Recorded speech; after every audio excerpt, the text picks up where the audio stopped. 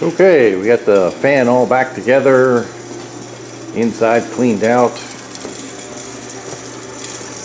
There it is. No fan noise, nice and quiet.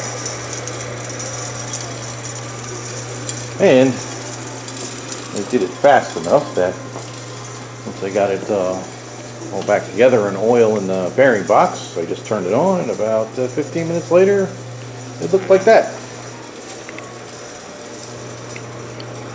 Didn't even lose the fire.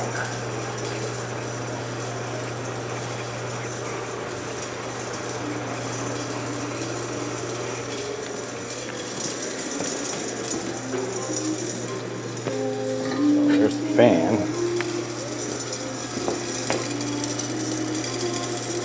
Cracks and all.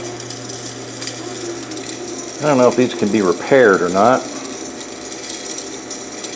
guess I'll call up the folks at Axeman and see if they can be repaired.